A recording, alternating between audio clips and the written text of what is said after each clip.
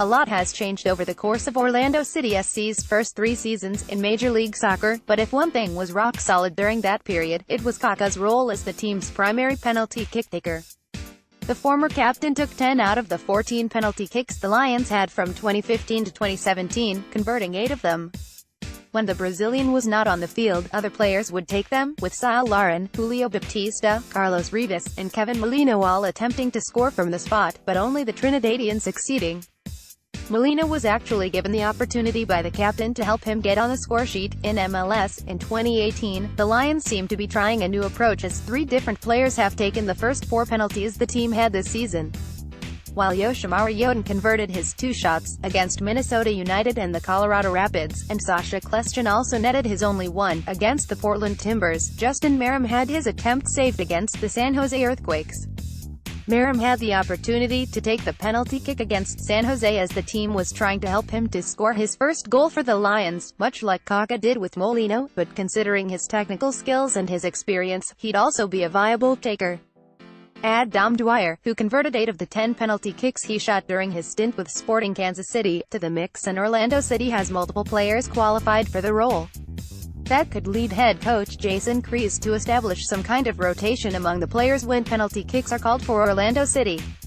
The strategy has a couple of significant benefits, but it needs to be perfectly managed or it can come back and bite the team. The first advantage of having multiple players taking penalty kicks is the unpredictability that comes with it.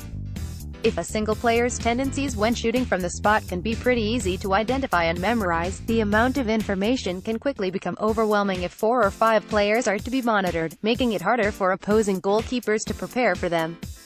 Having a handful of players ready to take penalty kicks can also be helpful if the assigned taker is not having a good match for whatever reason or is fatigued. In this case, another player, who is in a more confident moment or in better physical condition, can step up and take the responsibility. That could be particularly useful when Yotun is out for the FIFA World Cup. However, the coaching staff needs to be very clear about who's the primary option for each match. The lack of assignment can lead players to have selfish behavior and can create conflicts within the team. In 2016, Columbus Crew SC had this problem when Federico Higuain and Kei Kamara got into an argument during a match as both wanted the opportunity to take a penalty kick. The clash resonated loudly in the team's locker room and it ended with Kamara, who had scored 22 goals in the previous season, being traded a few weeks later. This definitely doesn't seem to be the case right now for Orlando, but if the team rightfully wants to turn its myriad of potential penalty kick takers into an asset, it needs to establish a fair and clear system to manage it.